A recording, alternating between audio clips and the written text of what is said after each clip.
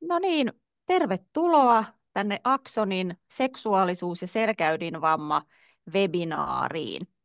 Tämähän on sellainen aihe, joka meillä on tässä muutaman vuoden aikana noussut, ja tästä on toivottu lisätietoa, ja nyt sitten päästään jakamaan sitä sekä tämän webinaarin muodossa, että sitten meiltä on myös ilmestynyt opas seksuaalisuus-selkäydinvamman kanssa. Siitä myöhemmin lisää.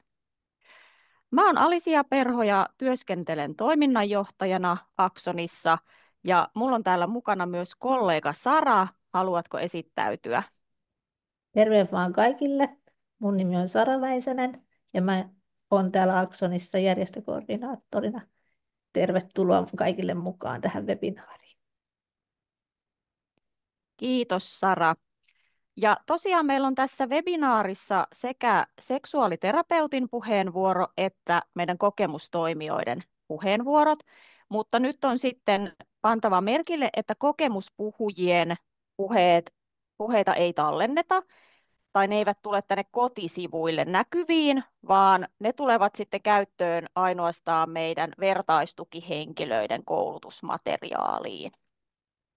Ja meille on tullut tänne joitakin ennakkokysymyksiä ja ne on toimitettu meidän puhujille, eli niihin on sitten vastauksia tulossa webinaarin aikana.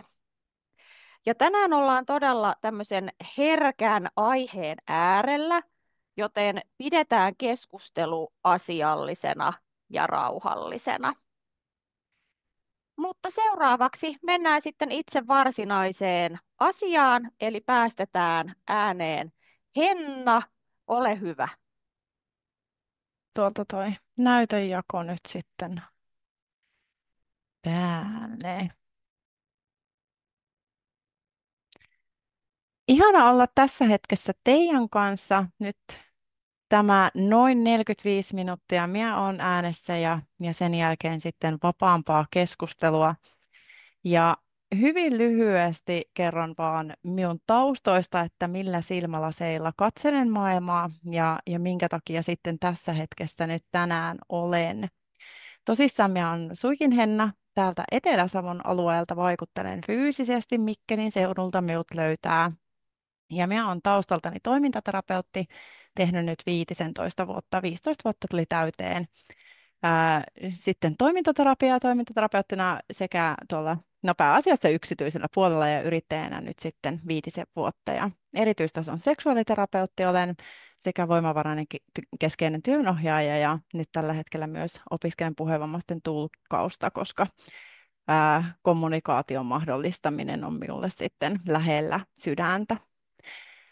Teen seksologiaa ja seksuaalisuuteen liittyvää materiaalia ja tietoa ja kaikkea sitä yhteiskunnallista vaikuttamista Selkosex-brändin kautta. Löytää vaikka Instagramista. Ja sitten mulla on myös toinen asiantuntija-alan yritys Amorin, joka sitten tarjoaa seksuaalineuvontaa ja terapiaa ympäri Suomen. Sitten meillä on sitten siellä tiimiläisiä neuvojia ja terapeutteja sitten ihan kaikkialla Suomessa ja pyritään sitä neuvontaa ja terapiaa tekemään. Minä katselen tätä aihetta ja tätä maailmaa tietysti tässäkin hetkessä nyt ammattilaisen näkökulmasta, sekä kuntoutuksen ammattilaisen että seksuaaliterapeutin ammatin kautta. Ja kokemusasiantuntijat on arvokkaita ja toivonkin, että pystyisin semmoista niin kuin liittolaisuutta ehkä näissä asioissa, niin kuin seksuaalioikeuksista, seksuaalisuudesta puhumisesta ja semmoista, niin kuin, se on minulle tärkeää. Koulutan tosi paljon sosiaali- ja terveysalan ammattilaisia nimenomaan, joten se, että toivoisin, että pystyisin puhumaan niin kuin ihmisten puolesta myös, ketkä ei itse ehkä pysty puhumaan välttämättä, just sen takia, että kommunikaatio on minulle tärkeää, mutta että haluan lisätä tietoa aiheista, haluaisin, että seksuaalisuus ylipäätänsäkin tulisi semmoiseksi kohdatuksi aiheeksi terveydenhuollossa erilaisissa tilanteissa sairastumisen ja vammautumisen yhteydessä. Mikäli tänä iltana tässä minun puheenvuorossa minä sanon jotain semmoista, mikä herättää tunteita tai tuntuu vaikka pahalle tai no mä en tiedä pahalle, mutta jos se herättää jonkinlaisia tunteita, niin pysähy rohkeasti niiden tunteiden ääreen ja pohdi, että mistä se sitten se tunne herää. Jos sinusta tuntuu siltä, että minä sanon jotain väärää tai sanon jotain, mikä ei pidä paikkaansa, niin minua saa korjata ja minua saa neuvoa ja minä mielelläni kuulen myös niistä heti sit mahdollisimman pian tietysti, jotta osaan korjata omaa toimintaani ja omaa tapaani puhua ja olla. Minä toivoisin, että minun tapa puhua kuitenkin olisi sensitiivistä ja kohtaisi sitten ihmiset tilanteesta tai seksuaalisista asioista niin kuin riippumatta tai taustoista riippumatta.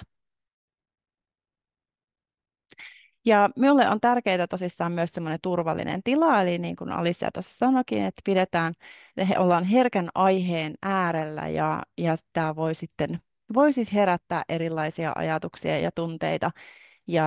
Ja kaikille tunteille on tietysti tilaa ja ne on tärkeitä, ne kertoo aina meille jostakin, mutta kuitenkin muistetaan, että ollaan hyvin yksilöllisen aiheen äärellä myöskin. Eli vaikka minäkin puhun tässä aika yleisesti ja aika isoistakin ehkä niin kuin tämmöisistä kattokäsitteistä ja haasteista ja kysymyksistä, niin se ei välttämättä ole niin, että sinulla olisi juuri sen kanssa haasteita tai että tämä on hyvin yksilöllinen tämä teema. Mutta se, minkä takia minä sitten tästä aiheesta olen puhumassa ja minkä takia tämä aihe on nyt minulla ollut tässä myös muutaman vuoden hyvin läheisesti käsittelyssä sekä asiakastyössä että myös sitten tämmöisen materiaalituotannon kautta, niin toki Aksonin uusi tuleva opas tästä aiheesta oli uskomaton niin kuin tiedonpuristus taas päivitettyyn muotoon tähän päivään ja tälle ajanjaksolle ehkäpä. Ja se oli minulle ihan tosi merkityksellinen se opastyö. Ja minusta on upeaa, että pystyn lisäämään lisää tietoa, semmoista konkreettista tietoa sekä ammattilaisille, mutta myös sitten, että on mahdollisuus saada sitten itse niin kuin, asioita kokevien ihmisten kanssa sitten, niin kuin, että he löytää myös sitä tietoa ja he saa sitä tukea. Ennakkokysymyksiä oli tullut. Mä pyrin niihin vähän vastailemaan tässä minun puheen lomassa. Ja jos joku kysymys sieltä nyt joku unohtuu, niin sitten toki tämän puheenvuoron jälkeen niin voi vielä lisäkysymyksiä ja täsmennyksiä tehdä. Aika on hirvittävän rajallinen, joten ihan kaikkia yksityiskohtaisia asioita en pysty 40 minuutissa käymään mitenkään läpi. Eli mennään aika kuitenkin semmoisella yleistasolla tämä hetki nyt tässä. Ja jos joku asia jää sitten tarkemmin mietityttämään, niin saa olla yhteyksissä toki sitten myös minuun.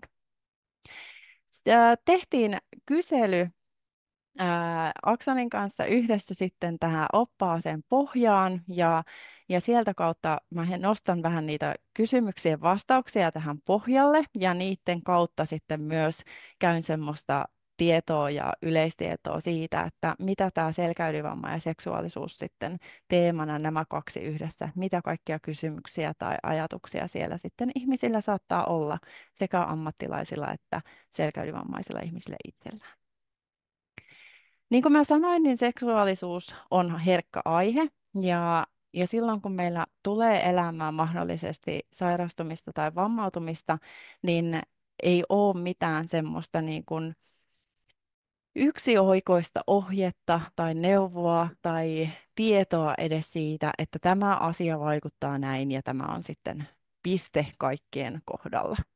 Vaan että me puhutaan nyt tälle yleisellä tasolla tässä, niin on tosi tärkeää muistaa, että se merkitys ja kokemuksellisuus, mitä seksuaalisuuteen liittyy, niin on tosi yksilöllistä.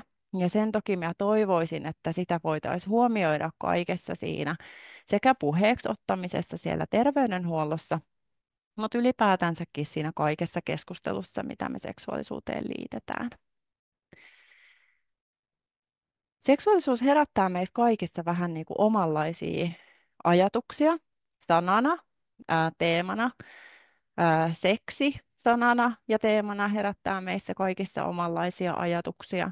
Ja meillä kaikilla on myös tässä hetkessä taustasta riippumatta, niin meillä on oma seksuaalinen historia ja omanlaiset arvomaailmat ja ajatusmaailmat ja kokemusmaailmat myös siitä, että mitä se seksuaalisuus on meille, mitä se on merkinnyt meille, minkälaista asemaa se on meidän elämässä esimerkiksi edes koskaan niin kuin näytellyt ehkä. Joillekin se on tärkeä, hyvinkin tärkeä osa elämää. Toisten elämään seksuaalisuus ja seksi ei sitten ehkä valitusti myöskään kuulu, ja sitä tulee sitten toki aina myös kunnioittaa. Eli se, että minä puhun siitä, että seksuaalisuus kuuluu kaikille ja seksuaalisuudesta täytyisi puhua enemmän ja näin, niin tämä ei sitten ole sitä puhetta, että kaikkien täytyy olla aiheesta kiinnostuneita tai että olisin jotenkin painostaisi vaikka siihen, että seksiä tulisi haluta tai että se on kaikille tärkeää. Näin ei ole, vaan että sekin on hyvin yksilöllistä, että kenelle se minkälaista merkitystä sitten näytteleekään omassa elämässä. Se selkäydinvamma voi vaikuttaa toki seksuaalisuuteen hyvin moninaisesti, ja ne vaikutukset riippuu ihan hirvittävän paljon monesta eri asiasta. Niin kun jo itsessään tietysti se vamma ja sen vamman tyyppi tai vaurioaste ja muut asiat niin kun tulee siihen näkyväksi, mutta haluan korostaa sitä, että niihin muutoksiin tai haasteisiin tai tunteisiin tai kysymyksiin vaikuttaa myös se meidän yksilöllinen elämänhistoria, seksuaalinen historia, minkälaisia seksuaalisia toimijoita me ollaan ehkä mahdollisesti, jos vammautuminen tapahtuu vaikka tapaturmaisesti, niin että miten se toimijuus esimerkiksi muuttuu tai minkälaisia ajatuksia meille siinä vaiheessa herää. Eli nämä on ihan äärimmäisen yksilöllisiä ne, että miten mikäkin tilanne näyttäytyy ihmiselle.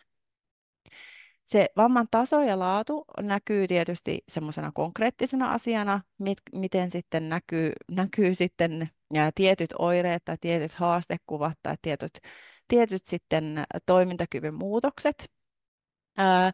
Siellä sitten ne motoristen ja sensoristen toimintojen häiriöt tai muutokset, ehkä mä tykkään sanoa enemmän muutoksista kuin häiriöistä, niin että miten ne vaikuttaa siihen seksuaaliseen toimintaan niin kuin fyysisellä tasolla. Tietysti myös usein hedelmällisyyteen liittyvät kysymykset nousee esille siellä perhesuunnittelun parissa, mutta sitten yhtenä isona osana toki seksuaalisuuteen liittyvistä tekijöistä näkyy ne psykososiaaliset tekijät, eli itsetunto, mieliala, minäkuva, seksuaalinen toimijuus ja sitten ne halun teemat, eli seksuaalisen halun muutokset tai vähäisyys, miten ihminen itse ne sitten kokeekaan. Joo. Mulla on monia asioita mielessä, mitä mä ajattelen, että mä haluan sanoa, mutta aika on tosissaan, mä yritän pysyä mun aikojen raameissa, että mä ylitä. Verkkokyselyyn saatiin 62 vastausta, joista aika hyvin jakautui puolet ja puolet kahden binäärisen sukupuolen välillä ja yksi oli sitten semmoinen, että ei halunnut ilmoittaa sukupuoltaan vastatessaan. Ja näin oletuksena sitten, että tämä oli minun mielestä tosi kiva jakauma, tämä mies ja nainen, niin kuin puolet ja puolet, niin saatiin sitten, ei tullut sitten pelkästään kahdesta sukupuolesta sitten niin kuin painotettua kuvaa. Meidän kysymyksenä oli, että onko selkäydinvamma aiheuttanut sinulle seuraaviin seksuaalisuuteen liittyviä muutoksia, ja ajattelin, että näitä vähän käyn sillä ajatuksella, että mitä siellä sitten saattaa näkyä ja miten ihmiset on sitten itse myös niitä kokeneet ja mitä sitten kysymyksiä myös vähän ennakkokysymyksistä oli kuitenkin, että mitä tuntopuutoksista ja muista, mitä siellä olikaan näitä kysymyksiä tullut, niin ajattelin, että tämä on hyvä tapa käydä vähän läpi niitä, että mitä muutoksia siellä saattaa sitten elämään tulla se vamman myötä tai seurauksena. Tuntopuutokset on ehkä yleisimmät, niin kuin nyt tässä vastauksistakin näkyy, niin ne tuntopuutokset sukuelinten alueella ja tuntopuutokset myös toki muualla kehossa, niin ne on ensimmäiset semmoiset, mitä ihmiset kokee, että ne on isoimpia muutoksia, mitkä vaikuttaa myös sitten seksuaalisuuden osa-alueelle.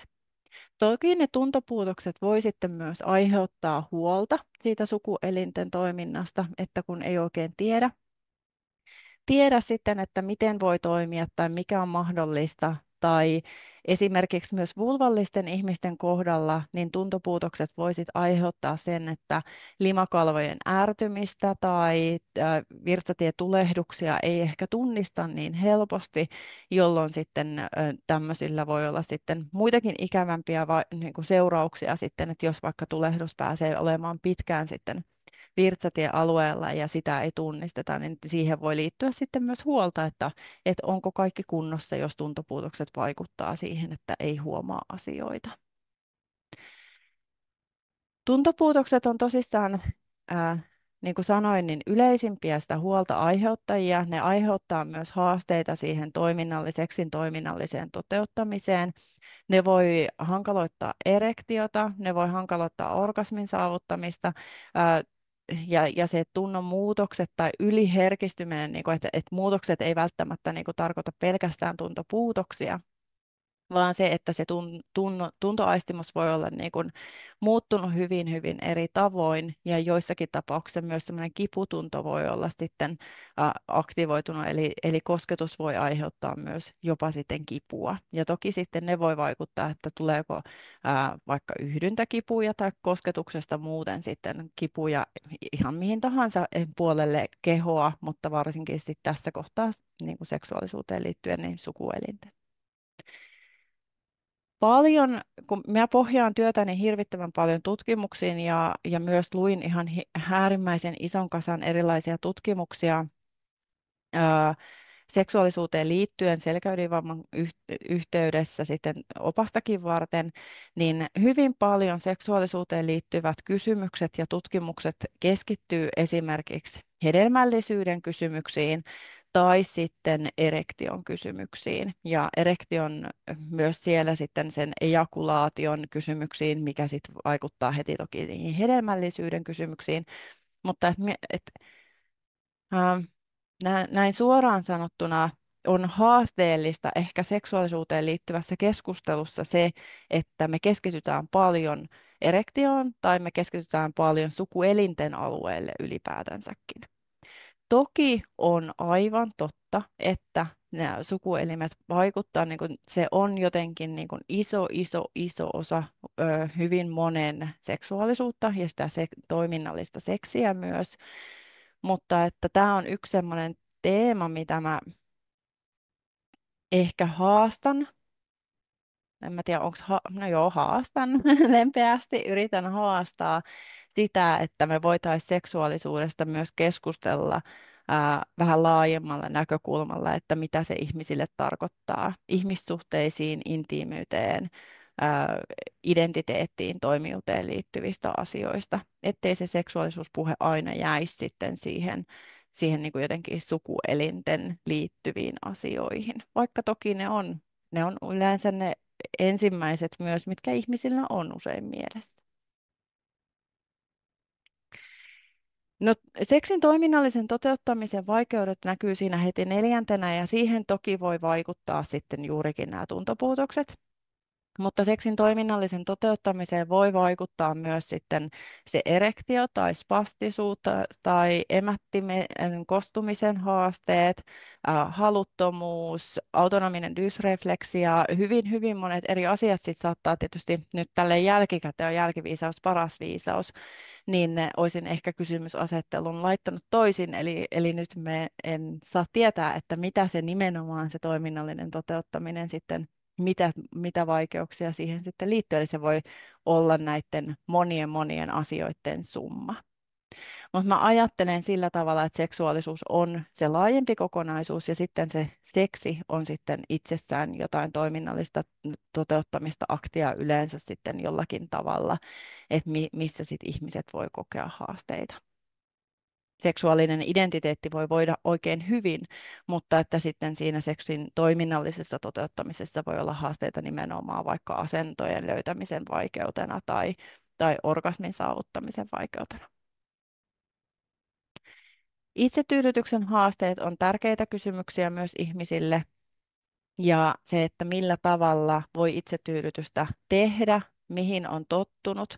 Ja tämä on ehkä tämä tottunut sana, kun sanoin, niin nyt nousee niin kuin mieleen se, että sanon jo tässä vaiheessa, että myös siihen toiminnallisen toteuttamiseen tai huoleen erilaisiin asioihin seksuaalisuuteen tai ehkä nimenomaan seksiin liittyen, niin voi nimenomaan ne haasteet tulla haasteiksi sitä kautta, koska ne toiminnot muuttuu. Joutuu tekemään asioita hyvin, hyvin eri tavoin, eri lailla.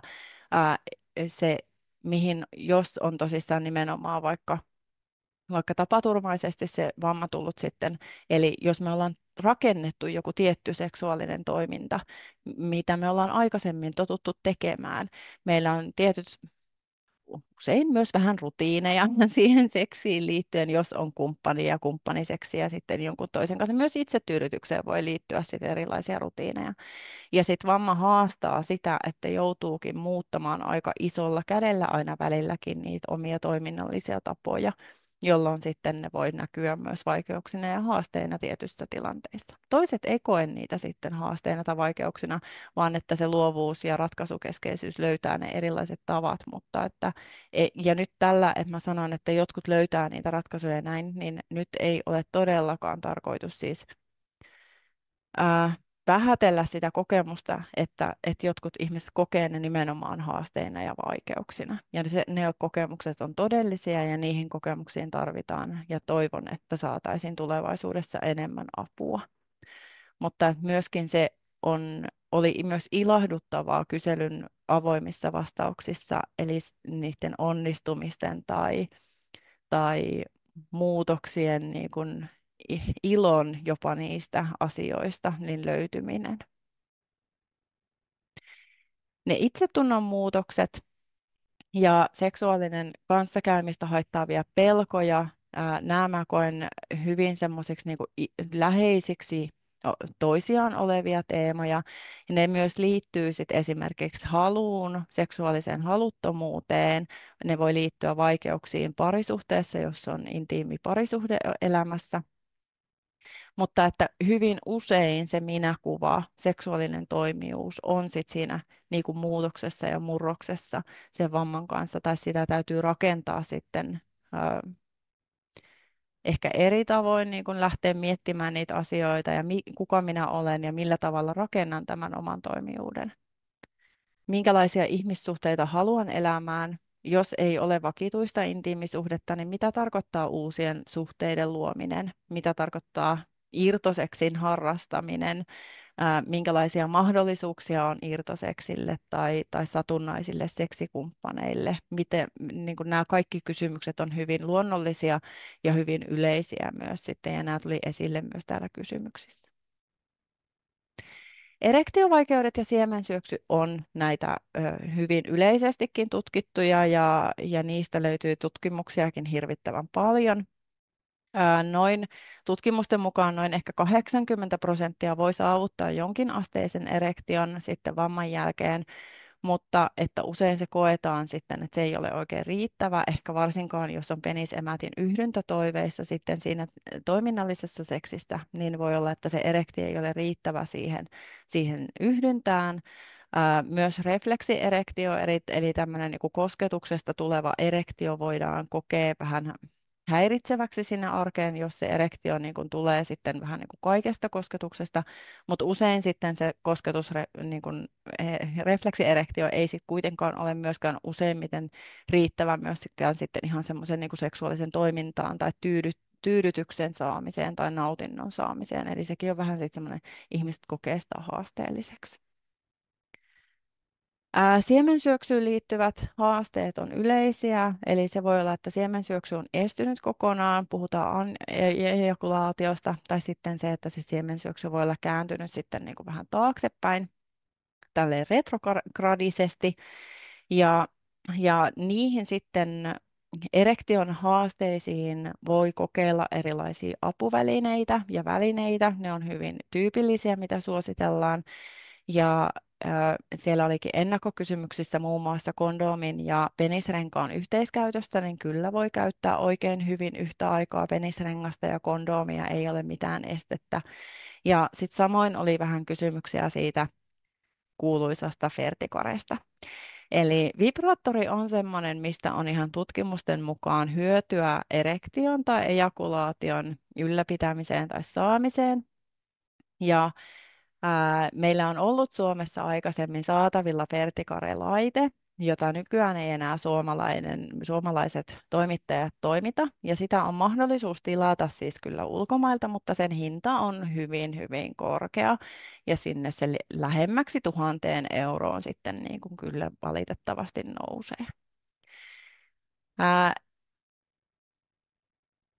Se Ferticaren toimintamekanismihan menee, tai niin kuin se ajatus on, eli siinä pystyy säätämään sitä taajuutta ja laajuutta sille vibraattorille erikseen.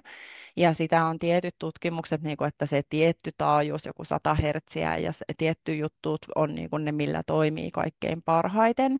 Mutta sanoisin näin, sanoisin kuitenkin, että kannustan siihen, että mahdollisimman paljon erilaisia vibraattoreja voi kokeilla, mikäli ei ole siis autonomisen dysrefleksian riskiä, niin kuin, että se ei ole tunnistettu suuri riski sille asialle. Toki se niin kuin esimerkiksi ejakulaatio tai orgasmi voi sitten aiheuttaa sen dysrefleksian sitten siellä, mutta niistä asioista siellä oli myös ennakkokysymys siitä lääkityksestä. Minä en valitettavasti lääkityshoitoon uskalla sanoa yhtään sanaa. Nämä on lääkäreiden asioita sit miettiä sitten estolääkitystä niille asioille. Ja toivoisin toki, että lääkäreillä olisi niin kuin taitoa ja kykyä myös keskustella sitten seksuaalisuuteen liittyvistä tämmöisistä peloista ja sen estolääkityksen merkityksestä myös niin kuin seksuaalisen toiminnan kohdalla. En osaa nimetä ketään lääkäriä, kuka osaisi sanoa nyt ehkä Aksonin puolelta, voi siihen enemmän vinkkiä antaa, tai jos jollakin on kokemuksia, niin niitä kannattaa sitten jakaa. Mutta minulla itselläni ei ole nyt valitettavasti siihen suoraa vastausta antaa. Mutta tosissaan ne vibraattorit, niin niitä on saatavilla ihan kuluttajakaupoista erilaisia, mutta nyt esimerkiksi niin kun on ja itse olen löytänyt, kun minä tätä vibraattoriasiaa selvitin, niin että mikä voisi olla hyvä, niin on esimerkiksi Amorinin kautta on nyt myynnissä semmoinen hottopusi, eli tämmöinen niin kuin oktopusi, eli mustekala, mutta siinä on H edessä. Ja se on sitten sen merkkinen, mikä on nimenomaan ajateltu, että siinä tulee, se vibra tulee sinne peniksen alapuolelle, se on semmoinen hihan muotoinen ja se tulee peniksen ympärille ja siellä alapuolella on se vibrakohta, mikä tulee sinne frenulumiin, sitten se vibra, mikä on sitten todettu tutkimusten mukaan sitten semmoiseksi niin kuin, hyväksi paikaksi sille vibralle erektion ja varsinkin sen ejakulaation kannalta. Mutta nämäkin on tosi, tosi yksilöllisiä.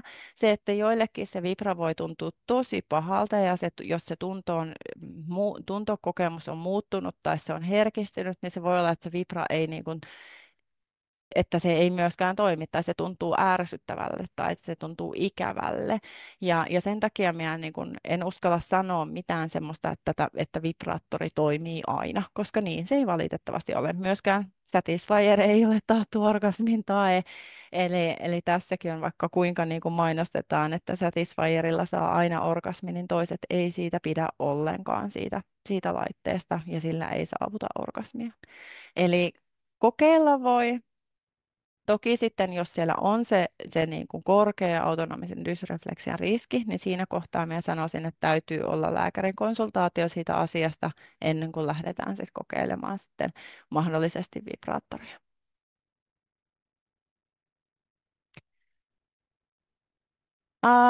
Mutta muista näistä asioista, niin haluan ehkä vielä nostaa tuon yhdyntäkivut siihen, että yhdyntäkipuja voi kokea siis vulvallinen sekä peniksellinen ihminen, mutta varsinkin ne yhdyntäkivut, niin vulvallisten ihmisten kohdalla mä ajattelen, että siellä voi olla riskiä siitä, että siellä limakalvot on ohentuneet, limakalvot on ärtyneet, joten niistä huolenpito olisi tosi, tosi tärkeää, jos seksi sisältää yhdyntäseksiä tai sitten, että seksi sisältää esimerkiksi dildon tai vibraattorin tai jonkun muun välineen emättimen sisäänvientiä, joten siellä sitten liukuvoiteen merkitykset kyllä on tosi, tosi korkealla ja muutenkin sitten niinku niiden limakalvojen hyvinvoinnista kannattaa lääkärin kanssa keskustella ehdottomasti. Orgasmin saavuttamisen haasteet voi olla semmoinen, niin tuosta muuten sanoin, tuosta pitää sanoa tuosta ejakulaatiosta, niin ejakulaatio ja orgasmi ei välttämättä ole siis toisistaan riippuvaisia asioita, eli peniksellinen ihminen voi kokea orgasmin, vaikka sitä siemensyöksyä ei tulisikaan. Ja se, että jos aikaisemmin, jos on tapaturmaisesti tullut vamma, niin voi olla, että keho ja elimistö on niin kuin tottunut siihen, että jos orgasmiin aina liittyy se siemensyöksy, niin semmoinen niin sanottu kuiva orgasmi ilman sitä siemensyöksyä, niin se voi ollakin, että se ei tunnu yhtä voimakkaalta tai se tuntuu oudolta tai se hämmentää, että oliko tämä nyt oikea orgasmi ollenkaan. Ja siihen voi liittyä myös niin kuin surun ja pettymyksen tunteita. Mutta että halusin nostaa tähän sen ilmiön, että se orgasmi ja siemensyöksy ei siis ole toisistaan aina riippuvaisia. Ja se orgasmin kokemus voi myös niin kuin kehittyä ihmisellä sitten hyvin monenlaiseksi ja, ja hyvin yksilöllisesti sitten siitä, että mikä koetaan sitten orgastiseksi tunteeksi.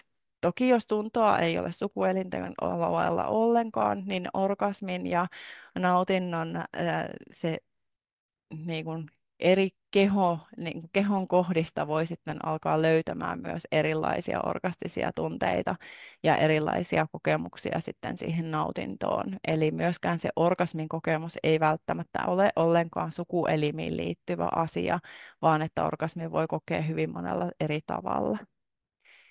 Ei se välttämättä helppo asia ole, ja varsinkin jos on tottunut aiemmin elämässään niin kuin johonkin muuhun, niin sen muutoksen tai sen uudenlaisen orgasmin etsiminen tai löytäminen, niin en sano, että se on helppo tie tai että se on kaikille helppoa.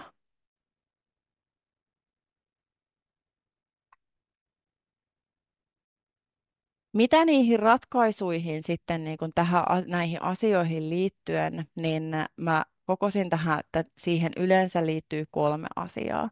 Siihen liittyy se oma mieli ja omat ajatukset, oma mielen joustavuus, jota toki erilaiset elämäntilanteet haastaa yleensä, ja se mielen joustavuuskaan ei myöskään ole mikään helppo asia saavuttaa. Ja, ja on tosi, tosi normaalia tuntea epävarmuutta ja surua ja muutosvastarintaa erilaisissa elämäntilanteissa.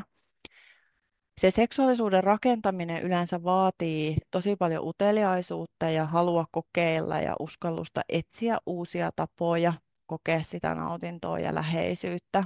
Ja toisaalta myös se, että niiden omien tarpeiden ja toiveiden se tunnistaminen ja tutkaileminen ja rohkeasti sen oman, käytän tämmöistä hienoa sanaa kuin itsereflektointi, niin se on tosi tärkeää, että mä tunnistan sitä, mitä mä haluaisin ja mitä mä toivoisin ja voisi olla niiden asioiden äärellä ensin siellä omassa itsessään. Sitten me lähdetään kehittämään sitä, että no miten me puhutaan ulospäin. Oli sitten mahdollisesti, jos on intiimi niin kuin ihmissuhde, parisuhde ehkä mahdollisesti, niin miten me puhutaan kumppanille. Myös se, että meillä on yleensä seksiin tai seksuaalisuuteen liittyviä totuttuja kommunikaatiotapoja. Voi olla myös semmoisia, että siitä ei ole edes totuttu puhumaan, koska asiat on vaan hoituneet tai asiat on vaan sujuneet. Ja sitten jos tulee haasteita siihen, niin se haastaa sitä juurikin, että millä tavalla minä opettelen siitä puhumaan, miten rohkeasti mä puhun, millä tavalla mä puhun, miten mä sanotan niitä omia toiveita tai rajojen ilmaisua. Ja miten mä sanotan myös ehkä pelkoa tai häpeää. Tämä koskettaa myös mahdollista kumppania, eli nämä samat teemat ja nämä samat 3 osuutta niin koskettaa myös sitä, jos elää sitten parisuhteessa tai vakituisissa ihmissuhteissa jollakin muulla tavalla, niin nämä kaikki koskettaa myös heitä. Keskustelu lisää yleensä sitä ymmärrystä ja luo turvallisuuden tunnetta. Ja tästä kommunikaatiosta ja näistä vuorovaikutusasioista minun vastaanotolle hakeutuu yleensä että nämä on niitä teemoja, mistä me sitten 90% niin kuin puhutaan ajasta. Eli millä tavalla se seksuaalisuus, yhteinen koettu seksuaalisuus rakentuu sen kommunikaation kautta ja sen oman niin kuin sen tunneyhteyden ja sen luottamuksen kautta, että voidaan keskustella ja löytää yhdessä semmoista yhteistä vuorovaikutusta tärkeän ja herkän aiheen äärellä. Toki se ulkopuolinen apu olisi nyt tärkeää myös. Eli on sillä tavalla surullinen, että niin kuin avun löytämiseksi on osattava hakea sitä apua ja on osattava niin kuin jotenkin etsiä sitä apua itse. Siellä kyselyssä jo kysyttiin, että mistä olet saanut apua, niin onkohan se mulla tuossa seuraavassa diassa itse asiassa, niin se, että suurimmaksi osaksi ihmiset saa internetistä itse hakemalla, mikä on minun mielestä vähän surullista, koska mä koen, että tällaisissa tilanteissa varsinkin terveydenhuollolla ja ammattilaisilla olisi se tosi tärkeä rooli siinä, että annetaan niitä tukea ja tietoa ja sitten ohjataan eteenpäin.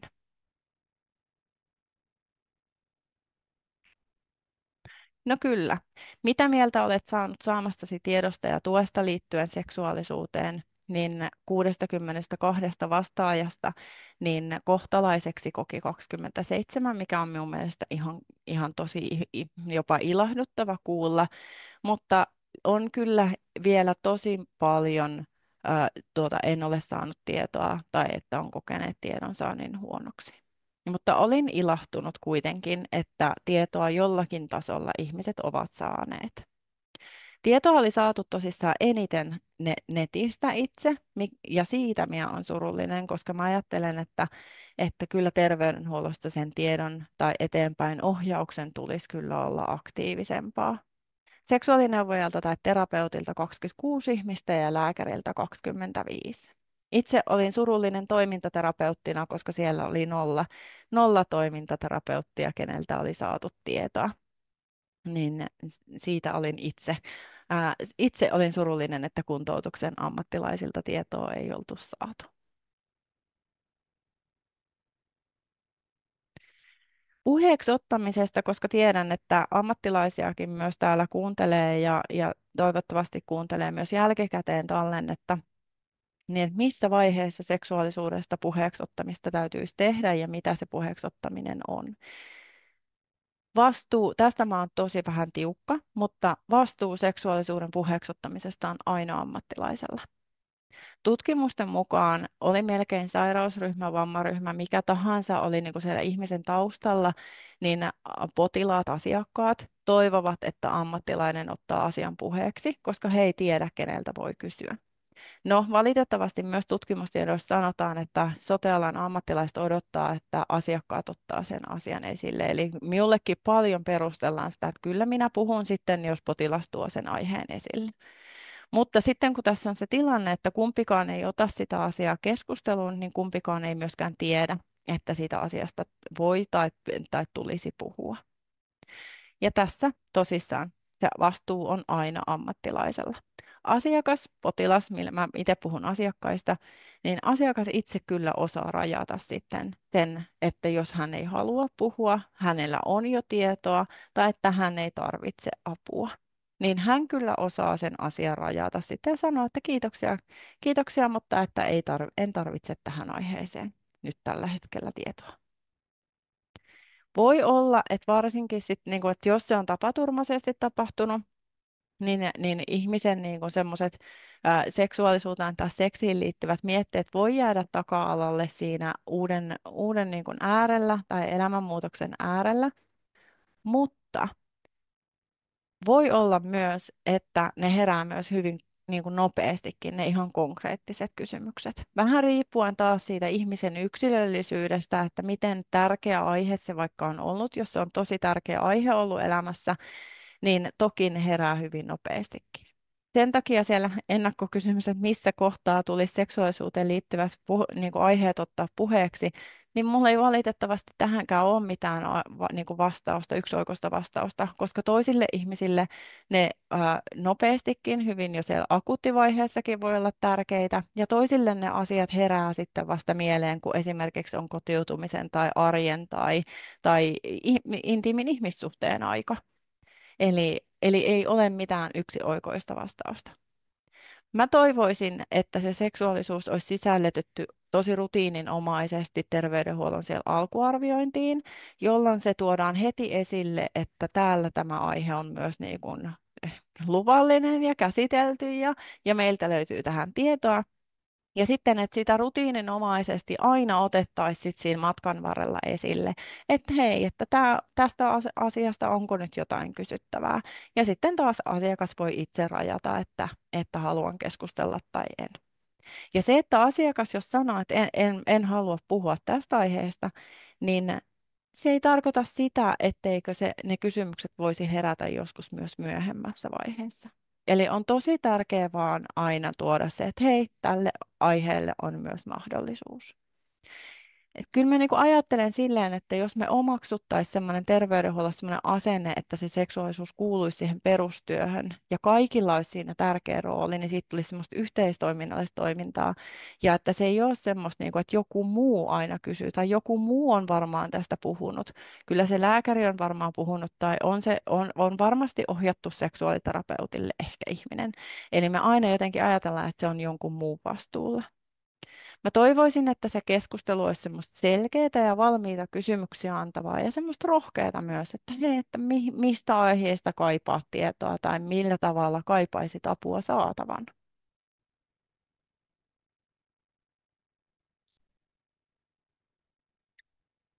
Halusin nostaa tähän kaksi tämmöistä lainausta sieltä kyselystä. Meitäkään oli suoria kommentteja sit sieltä kyselysten avoimista vastauksista. Eli eri tavoin vammaisten seksuaalisuus on edelleen tabu myös terveydenhuollon henkilökunnassa. Heillä ei useinkaan ole valmiuksia keskustella aiheesta, eivätkä he osaa kysyttäessä ohjata eteenpäin, mistä tietoa voisi löytää.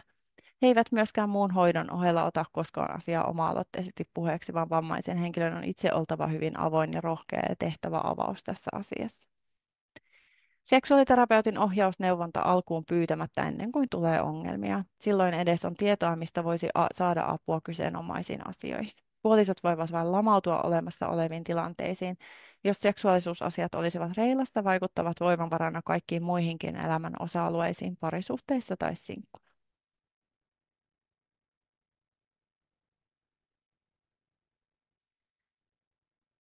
Mä tiedän, että voi olla sellainen tunne, että tämä hetki, antoiko tämä mitään, tai että olipas yleistä, tai jäi paljon asioita käsittelemättä.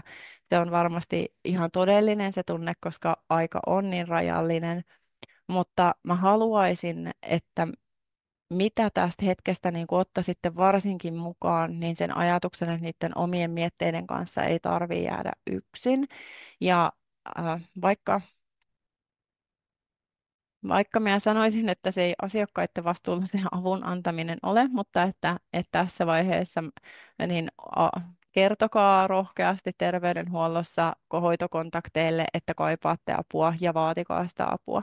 Toki se ei aina niin kuin helppoa ole ja voi olla, että erilaisilla hyvinvointialueilla tai missä sitten onkaan mahdollisuus saada sitä apua, niin ei välttämättä niin kuin seksuaalineuvoja tai terapeuttia ole niin kuin mahdollisuutta saada niin kuin sieltä julkisen puolen hoidolta, mutta mä tiedän myös, että selkäydinvammapuolella on kyllä neuvojia ja terapeutteja, sit, ketkä osaa, ja mä toivon, että niille se ohjaus sitten kyllä tapahtuu, ainakin minun kokemuksen tai mun tiedon mukaisesti kyllä sitä tehdään.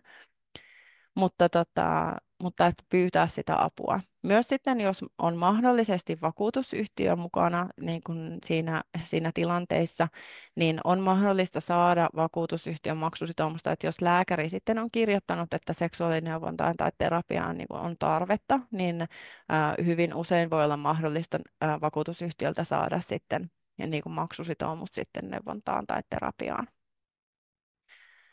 Seksuaalineuvojista ja terapeuteista sen verran sitten, niin kun jos hakeudutte palveluiden ääreen, niin kysykää ja kartoittakaa myös etukäteen sitten se, että minkälainen tai tietotaso sitten esimerkiksi selkäydinvammasta on sillä neuvojalla tai terapeutilla, koska ää, meitä on hyvin eri taustaisia ja meitä on paljon myös sitten tuolla kentällä, niin jotta sitten tulee sellainen fiilis, että ihminen sitten oikeasti on se oikea tyyppi ja tietävä tyyppi teille, niin kysykää aina etukäteen, että kertokaa omasta tilanteestanne. Minun mielestä semmoinen saavutettava ja ajantasainen ja asianmukainen neuvonta ja tieto seksuaalisuuteen liittyen kuuluu aina kaikille. Se liittyy apuvälineisiin. Mä toivoisin, mä tykkään sanoa välineet. Mä ehkä apuvälineet sanana on hankala, niin tykkään, että välineistä. Mä toivoisin, että välineistä voitaisiin puhua enemmän sensitiivisesti ja rohkeasti, mutta myös sitten ihan niin kuin semmoisesta seksuaalisuuteen liittyvästä kaikista näistä teemoista, mistä tänään oli, mistä minäkin avasin noita juttuja. Apuvälineistä muuten sen verran, että kun unohdin sanoa tuosta Fertikaren kohdalta, että onko sitä mahdollisuus saada apuvälineenä, niin en uskalla sanoa en tai ei tai kyllä. En uskalla sanoa kumpaakaan.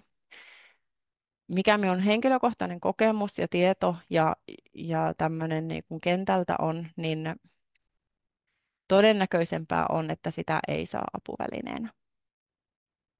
Koska tällä hetkellä tietysti valtakunnallisissa apuvälinesuosituksissa on nyt nimetty nyt sukupuolielämän apuväline. Mä en tykkää siitä sanasta kyllä itse yhtään, koska sillä ei sukupuolielämä, se sana on järkyttävä. Mutta ymmärrän kyllä, että maailma muuttuu hitaasti, mutta että siellä on nyt nimetty ne apuvälineet sinne suosituksiin.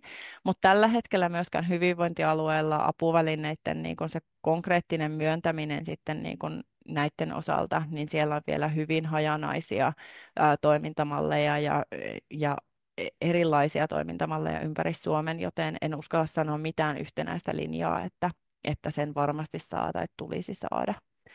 Eli hyvin vaihtelevaa on nyt sitten. Ja jos joku on saanut jotain apuvälineitä, niin toki mielelläni kuulen, koska valitettavan usein kuulen myös niitä, ketkä eivät ole saaneet mitään, vaikka sillä on ihan tutkimuspohjaan liittyvä fakta, että vibraattorilla voisi olla hyötyä sitten näissä asioissa, mutta harvemmin niitä saa. Mutta tämmöisellä pienellä tietopaketilla tähän hetkeen nyt lähdettiin. Toivottavasti sieltä jää jotain semmoista niin kuin ajatuksia. Toivottavasti jotakin ehkä mahdollisesti uutta tietoa ja toivon, että minuun voi olla yhteyksissä myös niin kuin konsultaatioiden ja avun piiriin, mutta sitten myös jatkossa pohditaan, että mitkä ne mahdollisesti vertaistuen tai kyselytuntien tai muiden vastaavien tarpeet sitten, niin heittäkää sitten vaan Aksonille myös sitten aina sitä toivetta, että mikä olisi semmoinen hyvä tapa, jotta pystyisi saamaan sitä asianmukaista tietoa myös. Ja haastakaa terveydenhuollon ammattilaisia siinä tai teidän hoitoyksikköjä, että mistä sitä tietoa sieltä sitten mahdollisesti on saada. Mutta minun puolestani nyt olen vapaa kysymyksille ja kommenteille ja täsmennyksille ja kokemusasiantuntijat sitten myös laskea ääneen tämän jälkeen.